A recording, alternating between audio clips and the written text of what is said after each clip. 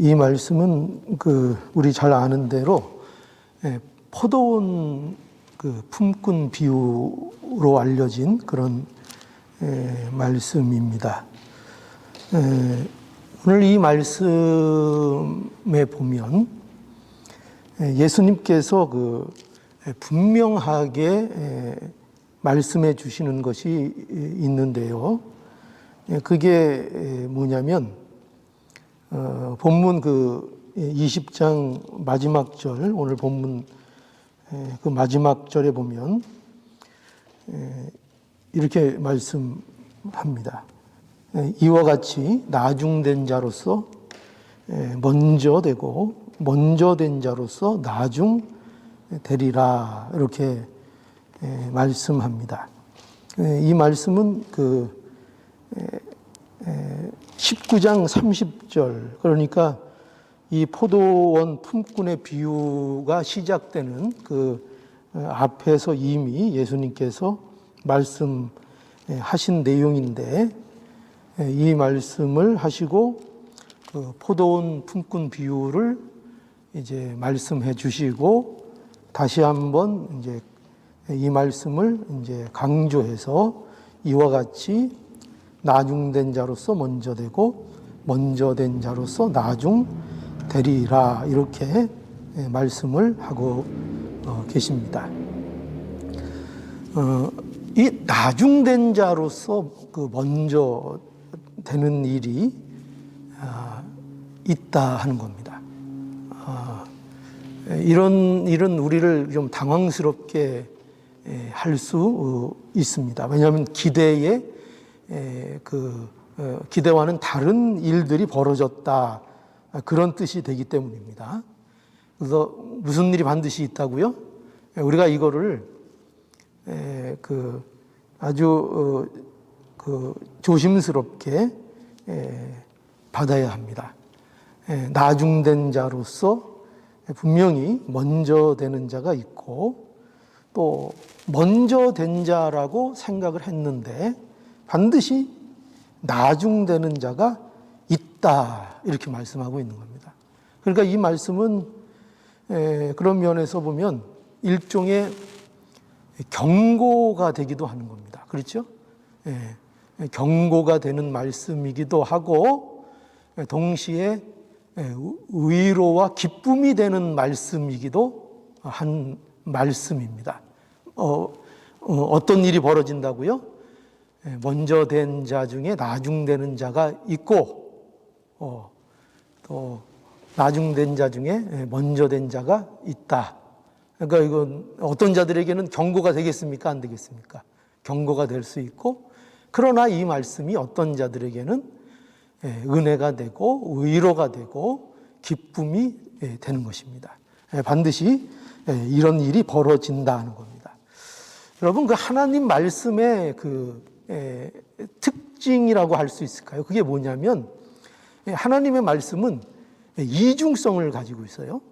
그러니까 이중성을 갖고 있으니까 마치 그러면 하나님 말씀이 앞과 뒤가 틀린 면이 있다는 말씀인가, 그런 이중성을 말하는 것이 아니고, 하나님 말씀은 반드시 그것이 한 면으로는 복이 되는 말씀일 수 있고, 또 한 면으로는 저주가 되는 말씀일 수도 있다.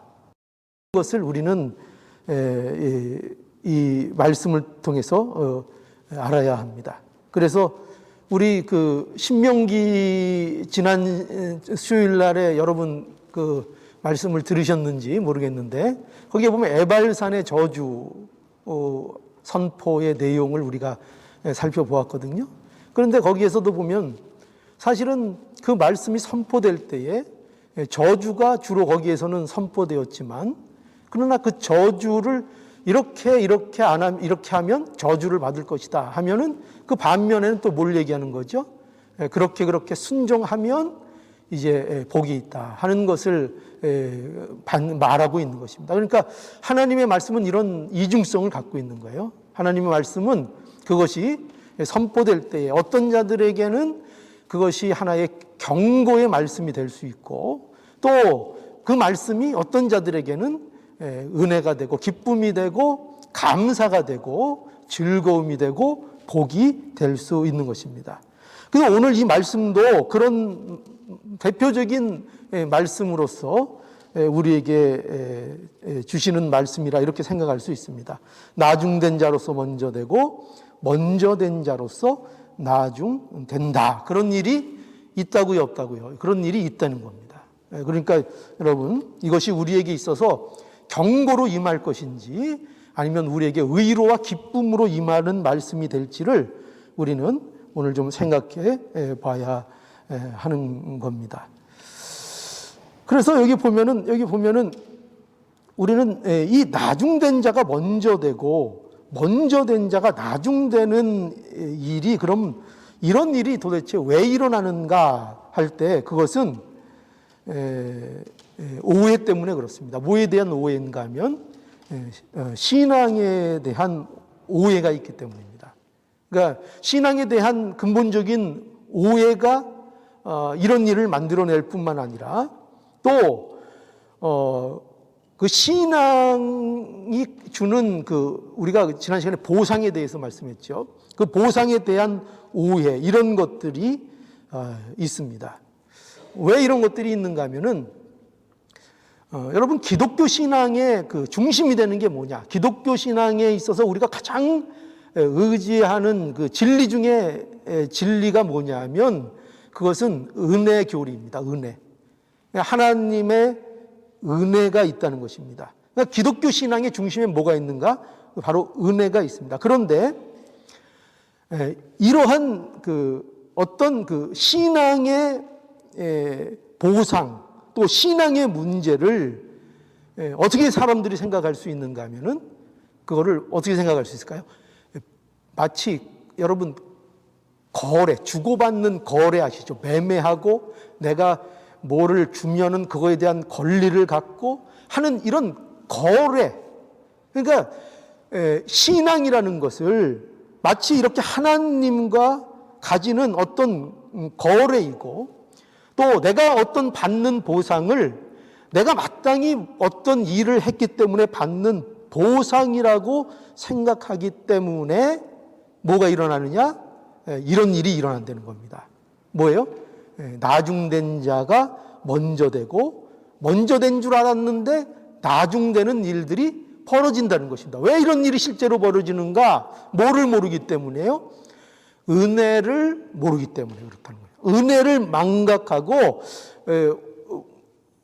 신앙을 갖고 있지만 자기가 잘난 겁니다. 신앙을 갖고 있지만 내 중심인 것입니다. 그러니까 이러한 삶, 이러한 아직도 신앙을 갖고 있는다고 하지만 자기 의를 의지하고 사는 것에서 벗어나지 못할 때, 그럴 때 어떻게 되냐면요, 이 일이 벌어진다는 거예요. 자기가 먼저 된 자인 줄 알았는데 어떻게 된다고요? 나중되고, 어떤 자들은 나중됐는 줄 알았는데 먼저 되는 일이 이런 일로 인하여 일어난다는 것입니다. 그래서 우리가 이런 잘못된 생각은 우리가 교회를 다니면서도 뭘 못 누리게 하는가? 기독교 신앙의 그 위대함, 기독교 신앙이 갖고 있는 그 기독교 신앙으로 인하여 우리가 얻게 되는 그 기독교적인 고귀함, 그 어떤 인간의 고결함, 이런 것들을 누리지 못하는 신앙을 한다고 하는데, 교회를 다닌다고 하는데, 하나님을 섬긴다고 하는데 그 신앙이 굉장히 빈곤한, 가난한, 여기서 가난하다는 뜻은 좋은 뜻이 아닙니다. 그건 마음이 가난한 이런 뜻이 아니라 신앙적으로 하나님 보시기에 그 신앙이 매우 빈곤하고 힘이 없는 그런 기쁨이 없는 신앙이 될 수밖에 없다는 것입니다.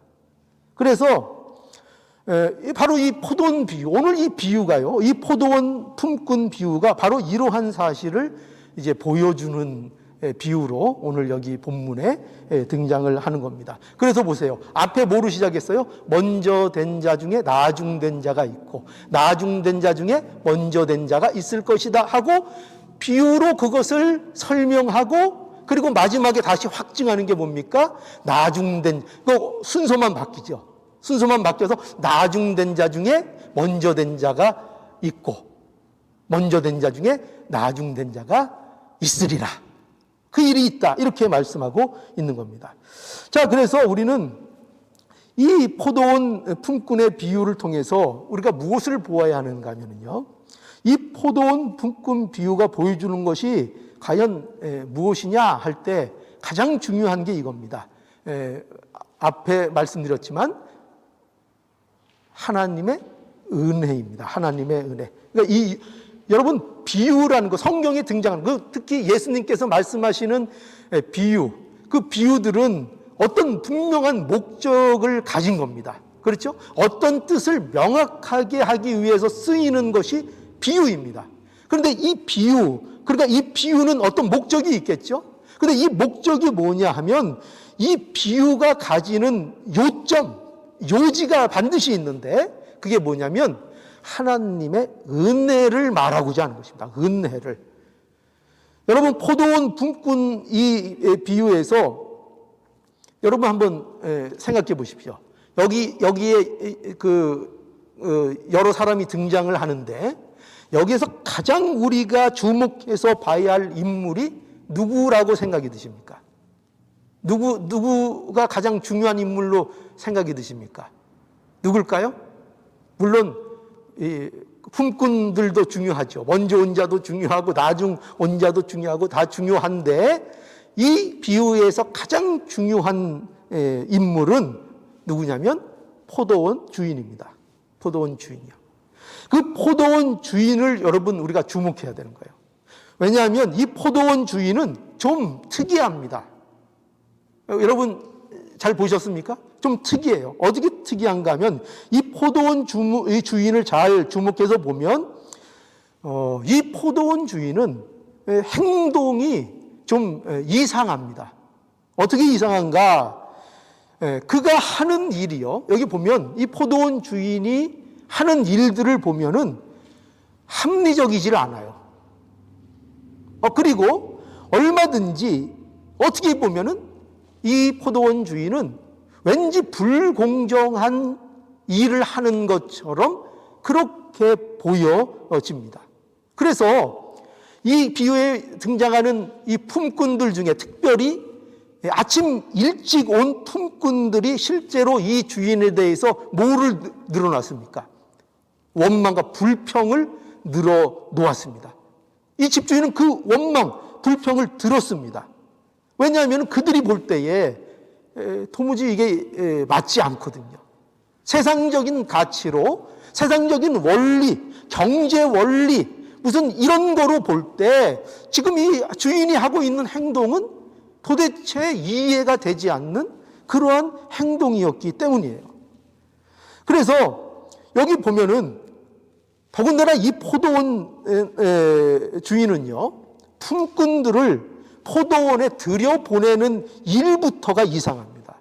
어떻게 이상하죠? 포도원 주인이 품꾼들을 이른 아침에 다 부르지 않았습니다. 여러분 한번 생각해 보십시오. 여러분들이 사업을 하는 사람이고 농장을 경영하는 사람이라면 여러분들 한번 생각해 보십시오. 여러분들 생각에 품삯을 주고 일을 시키려면, 그죠? 품삯을 주고 일을 시키는 품꾼을 부르려면 우리가 가능한 한 어떻게 하는 것이 현명한 일입니까? 모든 일꾼들을 필요한 만큼 계산해서 아침 일찍 모두 그들을 채용해서 하루 종일 그 사람들에게 일을 하게 해야 그 일이 돈을 쓴 그런 효과가 있을 것입니다. 그런데 이 포도원 주인은요, 미리 일꾼들을 알아보고 다 이른 아침에 들여보내는 뭐 이런 수고 같은 거 안 했습니다. 일 안 했습니다. 여러분 세상에서도 그렇잖아요. 어떤 이익을 보자면 그래도 노력을 해야 되잖아요. 그래도 세상에서 무슨 사업을 해도 치밀하게 따져서 어떻게 해야지 비용을 좀 덜 들이고 많은 효과를 낼까? 그 사업을 그렇게 하는데, 그런데 이 포도원 주인은 그런 거 생각하지 않습니다. 만약에 이 포도원 주인이 이득을 염려했다면, 뭔가를 일을 해서 그 일의 성과가 그의 목적이었다면, 이 포도원 주인은 마땅히 이 품꾼을 채용하는 데 있어서 많은 노력을 하든지 아니면 미리 광고를 하든지 어떻게든지 알려서 다 아침 일찍 그들을 불러서 일을 시켜야 하는 것이, 그것이 맞는 논리인 것입니다. 그런데 우리가 이 본문에서 보는 바와 같이 이 주인은 어떻게 했어요? 먼저 이른 아침에 나가서 품꾼을 들여왔습니다. 한 데나리온들을 약속하고 품꾼을 포도원에 보냈습니다. 그리고 또 몇 시에 나갔어요? 제3시에 나가서 또 품꾼을 들여왔습니다. 뿐만 아니라 제6시에도 나갔고 제9시에도 나가서 품꾼을 포도원에 보냈습니다. 그리고 놀라운 것은 뭐냐면요, 여기 결정적인 건 뭐냐면 심지어 11시에도 품꾼을 불러서 그 포도원에 들여보내서 일을 하게 했다는 것입니다. 여러분, 11시는요, 이게 이제 유대적 시간인데 오늘 우리 시간으로 얘기하면 오후 5시입니다. 유대인들은 6시면 하루가 끝나요, 저녁에. 그래서 이제 일을 마감하는 1시간 전에 품꾼을 불러서 포도원에 들인 것입니다. 그러니까 우리가 이런 모습만 봐도 이 포도원 주인은 다른 겁니다. 그러니까 세상의 주인과 세상에 사업하는 것과는 전혀 다른 것의 모습을 보여주고 있는 것입니다. 그러니까 이 포도원 주인은 세상의 생각과 많이 다른 주인이라는 걸 우리가 알아야 됩니다. 많이 다른 주인. 그는 품꾼을 부르는 목적이 뭐냐? 여기 우리가 이 일들을 통해서 그 목적이 단지 뭐가 아니라는 것을 알 수 있죠? 어떤 단지 일을 시키기 위해서, 단지 일이 목적이 아니라는 것을 우리는 알 수 있습니다. 그러니까 이 주인은 일을 목적으로 하는 주인이 아니에요. 그럼 뭐를 목적으로 하는가? 이 포도원 주인은요, 사람들에게 뭐를 베풀기를 원하는가?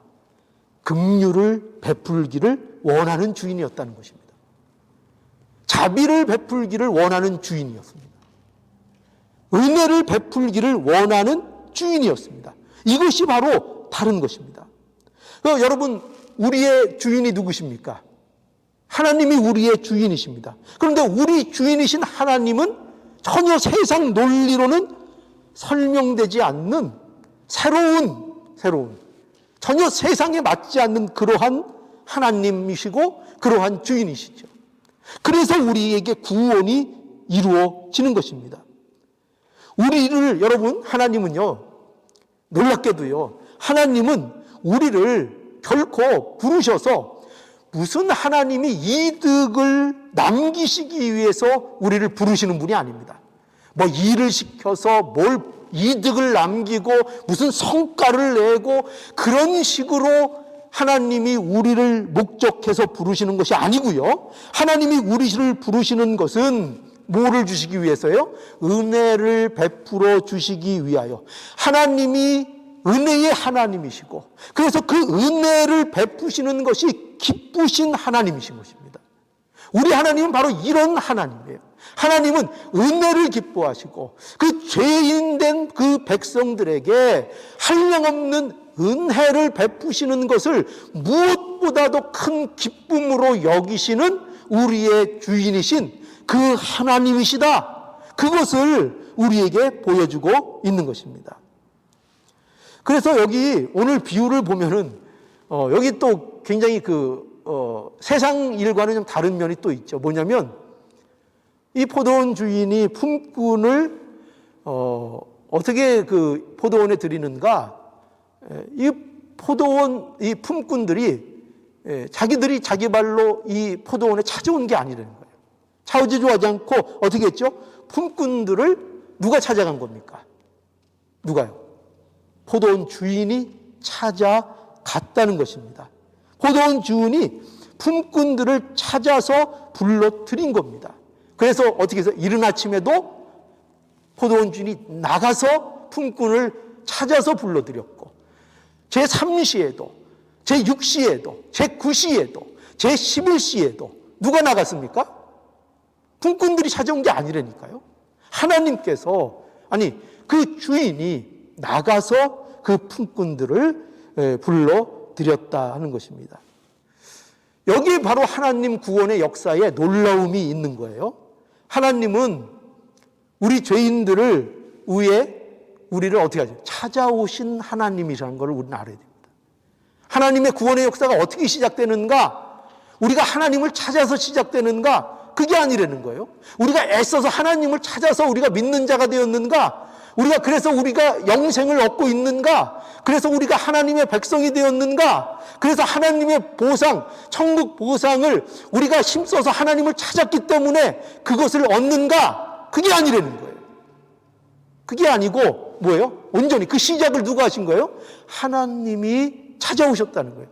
하나님이 불러주시고 하나님이 찾아오셔서 구원하시고 그 백성들에게 아름다운 보상을 하나님께서 주신다 하는 것입니다.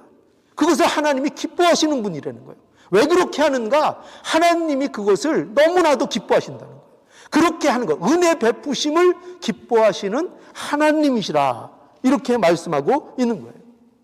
그래서 마태복음 9장 12절에서 13절 우리 한번 보면은요, 여기 이렇게 말씀하죠. 건강한 자에게는 의연이 쓸데없고 병든 자에게라야 쓸데있느니라. 너희는 가서 내가 긍휼을 원하고 제사를 원치 않노라 하신 뜻이 무엇인지를 배우라. 내가 의인을 부르러 온 것이 아니요 죄인을 부르러 왔노라 하시니라. 예, 보세요. 예수님께서는 자신이 오신 이유를 뭐라고 하세요? 의인을 부르러 온 게 아니라는 거예요. 의인을 부르러 온 게 아니라 누구를요? 죄인을 부르러 왔다고 말씀하셨어요. 그럼 왜 하필이면 죄인일까요? 왜 예수님은 의인이 아니라 죄인을 부르러 오셨습니까? 예, 그것은 하나님이 원하시는 거기 때문에 그래요. 하나님이 원하시는 게 그거예요. 하나님이 원하시는 것은 제사가 아니고 뭐라 그러셨어요? 긍휼이다. 긍휼이다. 죄인을 위해서 긍휼을 베푸는 것을 하나님은 기뻐하시는 분이고, 그 긍휼을 원하시고 긍휼을 기뻐하시는 그 긍휼의 하나님이다. 그래서 하나님께서 원하시는 게 그 죄인된 백성들을 은혜로, 긍휼로서 그들을 긍휼을 베풀어서 구원하시는 거죠.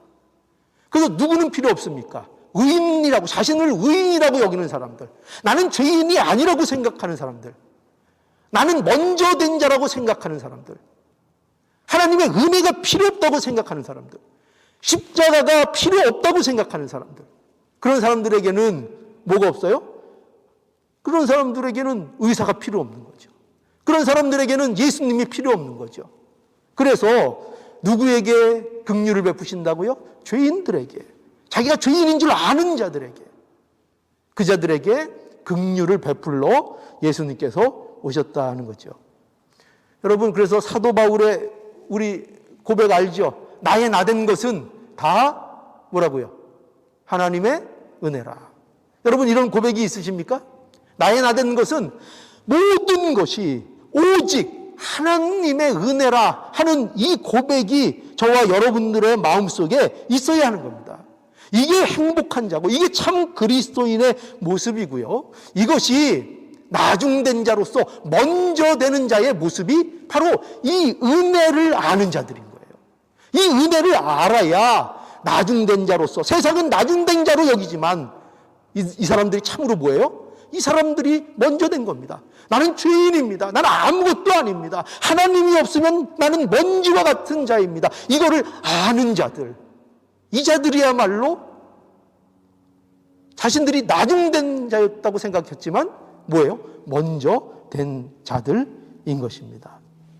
그래서 모든 것이 하나님의 은혜인 겁니다. 이거를 알고 믿을 때 뭐가 어떻게 됩니까? 그의 삶들이, 우리의 삶이 풍성해지는 겁니다. 천국의 풍성한 것들을, 이것을 알고 고백하는 자들이 풍성히 누리게 되는 거예요. 자, 그런데 이러한 하나님의 은혜의 역사를 모르면은요, 어떻게 되는가? 신앙의 기쁨을 잃어버리게 됩니다. 여러분 혹시 신앙의 기쁨을 잃어버리시지 않으셨습니까? 왜 잃어버렸을까? 여러 가지 이유가 있죠. 그건 뭐냐면 하나님의 역사에, 하나님의 은혜의 역사를 대부분 잃어버려서 그렇습니다. 하나님의 은혜의 역사를 망각하고 있기 때문입니다. 그래서 오늘 본문에 보면은, 오늘 이 비유에 보면은 바로 어떤 자들이 대표적으로 그런 모습을 보여주고 있죠? 예, 여기 이른 아침에 온 자들입니다. 이른 아침에 온 자들. 그들은 어떻게 보면 이른 아침에 와서 얼마나 더운데 많은 수고를 했습니까? 그런데 이들이 안타깝게도 뭐를 못 누려요? 하나님의 은혜를 못 누리는 자들이라는 것입니다. 왜 못 누릴까요? 아침부터 일찍 와서 일을 했거든요. 더운데 참고 일을 했거든요. 자기들에게는 내세울 게 있었거든요. 저들이 바깥에서 놀 때 나는 안에서 일할 때는 내세울 게 있었거든요. 그러니 이들에게 있어서 그들이 받는 보상은 권리였습니다. 자기들이 일한 권리였습니다. 결코 그들은 그 자기들이 일하게 된 거, 그리고 받게 되는 한 데나리온이 그것이 그 주인의 은혜라는 것을 놓치고 있었습니다. 은혜라는 것을 전혀 생각하지 못했습니다. 단지 당신과 나는 거래를 하고 있는 것이고, 나는 내가 받을 정당한 권리를 찾아내야 되겠다고 주인 앞에 서 있는 것입니다. 그래서 생각했던 것보다 보수가 작으니까, 원래는 한 데나리온 약속한 것도 분명한 것인데 나중 온 자들이 한 데나리온을 받으니까 자기도 더 큰 돈을, 더 큰 보상을 받을 줄 알고 기대했는데, 그런데 집주인이 똑같이 한 데나리온을 주니까, 그러니까 어떻게 했다고요? 원망을 했습니다. 원망을 했습니다. 원망을 하면서 뭐를 잃어버렸습니까? 은혜를 잃어버린 것입니다. 그가 가지고 있었던, 그에게 베풀어진 은혜에 대해서는 전혀 생각하지 않게 된 것입니다. 여러분, 우리가 이 품꾼의 말씀을 우리가 접해보면, 이 품꾼들이 주인을 원망하는 것, 특히 이른 아침에 온 자들이 주인을 원망하는 것은 어떻게 보면은 그럴만하다 이렇게 생각이 들지 모릅니다. 예, 그들이 볼 때 분명히, 여기 우리도 보면 그걸 처음에 느낄 수 있을 거예요. 주인이 불공정하다고 생각이 들 수도 있습니다. 그렇지 않습니까? 사실 세상적인 시각에서 볼 때는 충분히 그렇게 보입니다. 주인이 일이 끝나고 1시간 전에 들어온 자도 한 데나리온을 주고, 그리고 아침부터 수고하고 일한 나에게도 한 데나리온밖에 안 준다는 것, 그것은 분명히 공정성이 없어 보이는 일로 보입니다.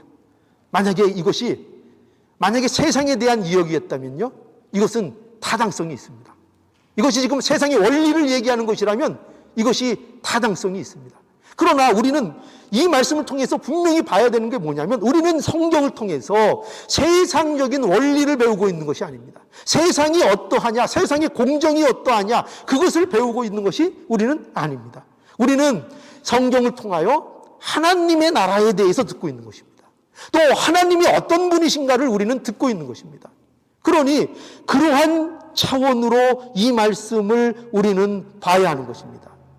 우리는 이 말씀을 통해서 하나님이 어떤 분이신가를 알아야 하는 것이고, 하나님이 과연 무엇을 원하시며 어떻게 일하시는 분인가를 우리는 알아야 하는 것이죠. 자, 하나님은 어떤 분이시라고요? 요점이 뭐라고요? 이 포도원 품꾼의 이 비유의 요점이 뭐라고요? 하나님이 어떤 분이시라고요? 하나님은 은혜를 베푸기를 기뻐하시는 분이고, 그 은혜를 베풀고 있다 하는 것입니다. 그것을 알아야 한다는 것입니다.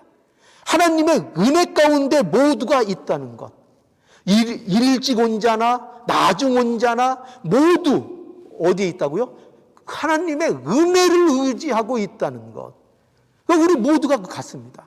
이 세상에 잘난 자 있고 못난 자 있고 약한 자 있고 강한 자 있고 별의별 사람들이 다 있습니다. 자기가 잘났다고 생각할 만한 것들을 가지고 있는 자들도 얼마든지 있습니다. 그러나 그것이 우리 인간들이 볼 때에는 구분이 가고 구별이 가지만 하나님 보시기에 모두 뭐가 필요한 존재라고요? 모두 은혜가 필요한 존재입니다. 바리새인이나 유대인이나 이방인이나 누구나 뭐가 필요하다고요? 하나님의 은혜가 필요한 것입니다. 그래서 우리는 여러분 이 먼저 된 자로서 나중된다는 것은 우리가 이 말씀을 통해서 이것이 우리에게 일단 경고의 말씀이 된다는 것을 우리는 알아야 됩니다. 경고의 말씀입니다. 어떤 경고일까요? 하나님의 은혜를 잊고 은혜 아래 살지 않으면 우리가 이 포도원에 먼저 들어온 자 같이 될 수 있다 하는 경고입니다. 누구처럼 될 수 있다고요? 일찍 들어온 자들. 그들이 어떻게 했죠? 그들이 어떻게 되었습니까? 신앙의 기쁨을 잃어버렸습니다. 신앙의 기쁨을 잃어버렸습니다. 마음에 뭐가 가득 찼다고요? 마음에? 뭐가요? 불평과 원망이 마음에 가득 차게 되었습니다. 그들의 마음은 편하다고요? 그들의 마음은 고통스럽습니다. 고통스럽습니다. 왜 이렇게 되었는가? 이유는 단 하나입니다. 은혜 아래 살지 못하고 있기 때문입니다. 은혜 안에 살고 있지 못하기 때문에. 하나님이 베푸신 은혜를 망각한 삶이 되고 있기 때문입니다.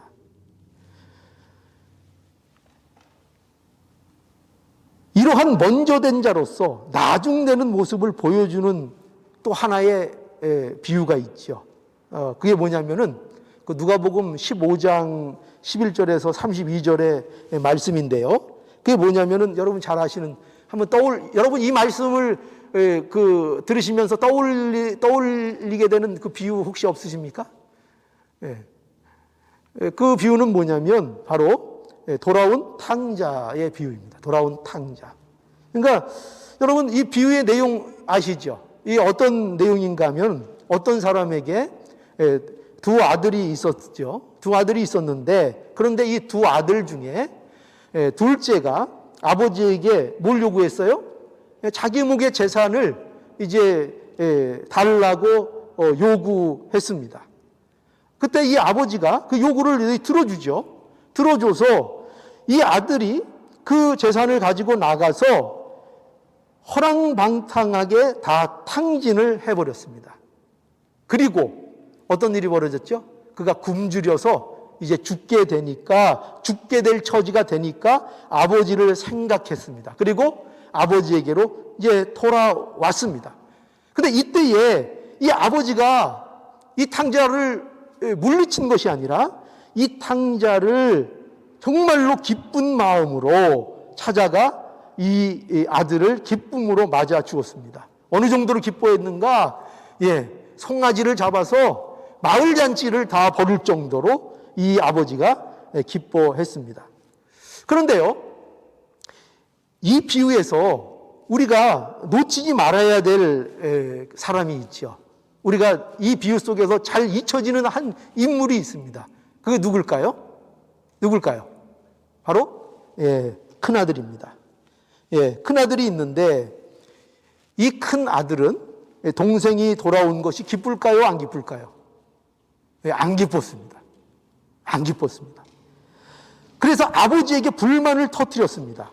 아니, 아버지, 저는 지금까지 아버지 옆에서 떠나지 않고 이렇게 제가 옆에서 수종 들고 섬기고 애를 썼는데 저를 위해서는 자그마한 것 하나 잡지도 않던 그런 아버지가 이 재산 가지고 나가서 이렇게 방탕해서 다 써버리고 이렇게 방탕했던 이 아들이 돌아오니까 그러니까 아들을 위해서 손을 잡고 잔치를 해 주십니까? 하면서 불평을 했습니다. 그런데 이 아들이 이렇게 불평하면서 뭐를 얘기했을까요? 이 마음의 중심은 뭘까요? 아버지는 공정하지 않다는 거죠. 그죠? 불공정하다 하는 것입니다. 어떻게 이럴 수가 있는가 하는 것입니다. 그런데 이 아들에게 큰 문제가 있는 거죠. 물론 집 나갔던 아들도 문제가 있었습니다. 그렇죠? 그런데 그 못지않게 또 큰 문제를 사실은 가지고 있었던 인물이 누구냐? 바로 큰 아들이었습니다. 왜 그런가? 그것이 감춰져 있었지만 그 동생이 돌아오는 일로 그것이 드러났습니다. 어떻게 드러났죠? 그는 뭐를 몰랐습니까? 지금 자기가 누리고 있는 은혜에 대해서 놓치고 있었습니다. 그가 아버지와 함께 있는 그 은혜가 얼마나 큰 은혜인지 그것을 놓치고 있었다는 거죠. 그 은혜를 기뻐하고 누리지를 못했습니다. 만약에 이 큰 아들이 이 은혜를 정말 누리는 자였다면 그 동생이 돌아왔을 때 기뻤을 겁니다. 그것이 너무나도 기뻤을 것이고 그 아버지와 기쁨에 함께 참여했을 것입니다.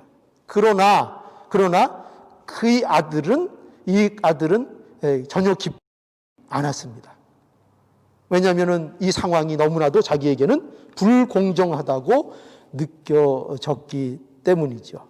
이게 왜 그런가? 뭘 몰라서 그래요? 은혜를 모르기 때문입니다. 허랑방탕한 아들을 맞아주시는 아버지의 이 자애로움이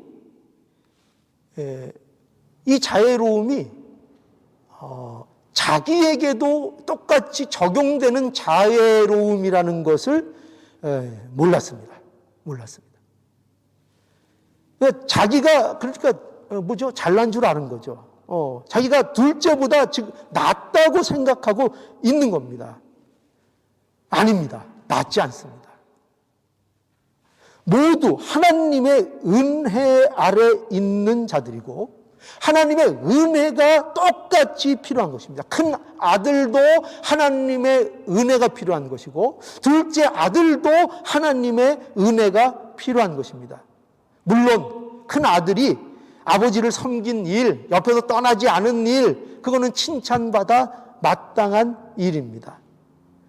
그러나 우리가 알아야 될 매우 중요한 진리는 뭐냐면 아들이나 둘째 아들이나 다 뭐가 필요하다고요? 은혜가 필요하다. 근데 맏아들은 옆에서 아버지 섬기면서 좀 잘했다고 해서 뭐를 잊었다고요? 자신이 은혜 아래에 있다는 것, 은혜를 놓치면 안 된다는 것을 몰랐다는 것입니다. 이걸 놓치면 안 됩니다. 이것이 우리가 범하는 신앙에서의 가장 자주 또 가장 큰 우리의 오해고 실수일 수 있습니다. 우리는 자꾸 은혜를 놓칩니다. 뭐 때문에요? 내가 한 것 때문에. 내가 지금까지 한 것 때문에. 내가 남들보다 좀 나은 면 있는 것 때문에. 어떤 행위를 내가 좀 더 한두 가지 한 것 때문에.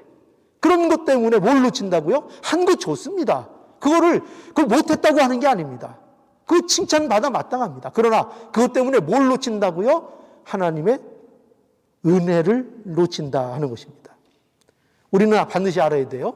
누구에게 은혜가 필요하다고요? 누구에게? 둘 다. 은혜가 필요한 정도가 다르다고요? 큰아들은 조금 덜 은혜를 받아도 되고 작은 아들은 왕창 은혜를 받아야 되고 그렇다고요? 아니에요. 다 동일한 은혜를 입어야 하는 것입니다. 이것을 모르고 자신은 동생보다 낫다고 생각할 때 이때 뭐가 틈 타요? 마귀가 틈을 타는 겁니다. 마귀가 틈을 타요. 내가 이런 대접을 받아야 되겠냐? 이러는 겁니다. 이게 누구 소리일까요? 이게 마귀 소리입니다. 우리 마음속에 여러분 이런 생각이 자주 드시죠? 내가 이런 대접 받아야 되겠느냐? 이 생각이 드시죠? 그게 누구 소리라고요? 그 목소리가 누구 거라고요? 그게 마귀 겁니다. 그게 마귀 거. 내가 이런 대접을 받아야 되나? 내가 지금까지 한 일을 생각해 보라고 이런 겁니다. 아버지는 공정하지 못하다고. 아버지는 공정하지 못해. 오늘 포도원 이 품꾼 비유에서 그러니까 이 먼저 온 자와 똑같은 생각을 하는 겁니다. 여러분, 우리는 다 하나님의 은혜가 필요합니다. 이것을 아는 자가 누구예요? 나중된 자로서 먼저 된 자인 겁니다. 이걸 아는 자가. 이것을 모르면 누구처럼 됩니까? 바리새인처럼 되는 겁니다. 누가복음 18장 11절, 바리새인들이 서서 따로 기도하여 가로되 하나님이여, 나는 다른 사람들 곧 토색, 불이, 간음하는 자들과 같지 아니하고 세리와도 같지 아니함을 감사하나이다. 얼마나 자신만만합니까? 그죠? 실제로 잘했거든요. 그 세리들보다 자기가 경건하게 살았거든요. 그러니까 어떻게 기도해요? 내가 저들과는 다릅니다. 난 토색도 안 하고 간음도 안 하고 불의를 행치 않았습니다. 저 세리와는 같지 않습니다. 그러니까 이 기도가 나오는 겁니다. 그런데 세리는 어떻게 기도했다고요? 세리는 멀리 서서 감히 눈을 들어 하늘을 우러러 보지도 못하고 어떻게 했어요? 다만 가슴을 치며 가로되 하나님이여 불쌍히 여기소서, 나는 죄인이로소이다. 그죠? 나는 죄인이로소이다. 여기서 먼저 된 자로서 나중된 자, 나중된 자로서 먼저 된 자의 예를 너무나도 여기 명확하게 보여주고 있죠. 바리새인은 자기가 행한 것 가지고 자신이 세리보다 어떤 자라고 생각했어요? 나은 자라고 생각했지요. 세리는 그저 뭐라고 했어요? 그저 내세울 게 아무것도 없으니까 이것밖에 할 게 없었던 겁니다. 하나님 불쌍히 여겨 주시옵소서. 저는 죄인입니다. 제가 죄인인 거 하나님이 아십니다. 근데 누가 의롭다함을 받고 내려갔다고요? 누가 의롭다함을 받고 집으로 돌아간 자가 누굽니까? 바리새인이었습니까? 그렇게 열심히, 자신 있게 기도하는 바리새인이었습니까? 아니었죠. 세리가 바로 의롭다 여김을 받고 집에 돌아가게 된 것입니다.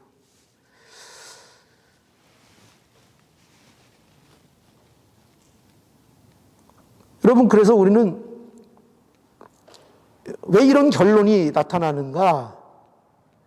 그 이유가 오늘 이 본문 속에서 잘 설명되고 있었죠. 바리새인은 자신이 은혜가 필요하다는 것을 모르는 자였고, 세리는 은혜가 필요한 것을 아는 자였다 하는 것입니다.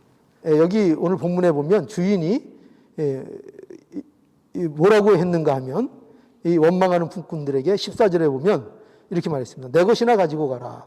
나중 온 사람에게 너와 같이 주는 것이 내 뜻이니라. 이렇게 말씀하셨고요.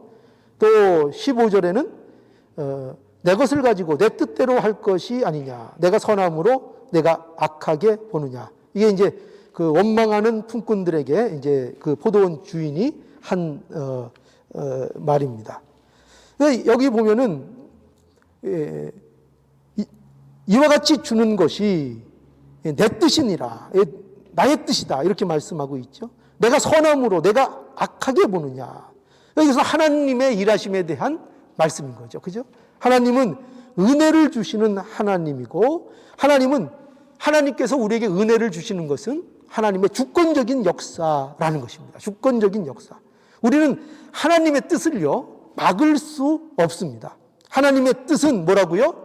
은혜를 베풀어 주시는 겁니다. 그래서 나중된 자로서 먼저 되고 먼저 된 자로서 나중되게 하시는 겁니다.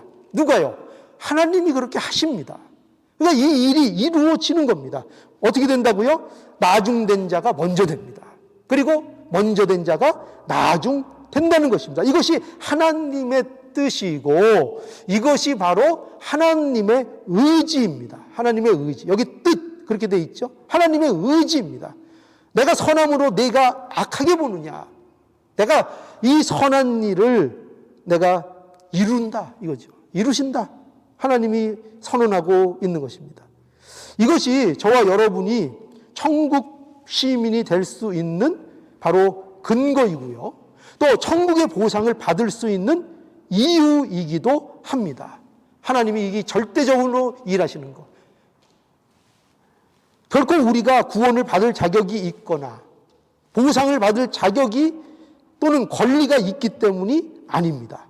죄인인 저와 여러분에게 하나님이 하시겠다는 의지고 뜻이 있기 때문에 이 은혜를 우리가 얻는 것입니다. 하나님의 주권적인 사역인 것입니다. 그래서 우리는 언제나 이 사실을 우리가 망각해서는 안 되겠습니다. 세상적으로 볼 때에 세상적 기준으로 보면 마땅히 우리는 아무것도 받을 수 없는 자들이지만 하나님께서 우리에게 은혜를 베풀어 주신 것입니다. 그러니 여러분, 하나님 은혜를 의지하면 반드시 뭐가 있어요? 천국의 기쁨을 누리게 됩니다. 뭘 의지하면은요? 하나님 은혜를 의지하는 자 반드시 뭘 누려요? 천국의 기쁨, 그 보상의 기쁨, 그 고결함의 풍성함을 누리게 됩니다. 그것이 하나님의 약속입니다. 이 은혜의 약속을 아는 자가 복이 있는 자고요. 이 은혜 아래 사는 자가 행복한 사람입니다. 이것을 아는 자는 하나님 나라와 그 나라의 상과 그 기쁨을 알고 누리게 됩니다. 누리게 됩니다. 그러니까 여러분, 우리의 신앙은 하나님과의 거래가 결코 되어서는 안 되겠습니다. 혹시 신앙을 거래처럼 생각하는 사람 있습니까? 또 내가 받을 보상들을 마치 내 권리처럼 주장하는 생각하고 있는 분이 있습니까? 그렇지 않습니다. 또한 마치 우리가 무슨 하나님께 보상을 받을 권리가 있는 줄 알고 하나님 앞에 나가면 안 됩니다. 이런 자가 바로 어떤 자가 됩니까? 먼저 된 자인 줄 알았는데 나중된 자가 되는 것입니다. 여러분, 그러나 11시에 들어온 자처럼 자신이 받을 것을 온전히 은혜라고 생각하는 사람들, 이게 이제 11시에 들어온 사람들이 가지는 영적인 의미입니다. 11시에 들어온 사람들처럼 자신이 받은 것, 그 모든 것 온전한 하나님의 은혜라는 사실을 아는 자는 기쁨과 감사가 그의 삶에 반드시 넘치게 될 것입니다. 나중된 자로서 반드시 먼저 되는 역사가 있을 것입니다. 우리 모두는 이 11시에 포도원에 들어온 자처럼 하나님의 은혜를 아는 우리 모두가 되어야 하겠습니다. 우리 모두 이 11시에 들어온 이 하나님의 은혜를 알고 의지하는 그 복된 백성이 되어서 우리에게 주시는 이 천국의 아름다운 복들을 우리의 삶 속에서 누리고 기뻐할 수 있는 우리 모두가 되기를 이 말씀을 통해서 간절히 축복합니다. 기도하시겠습니다.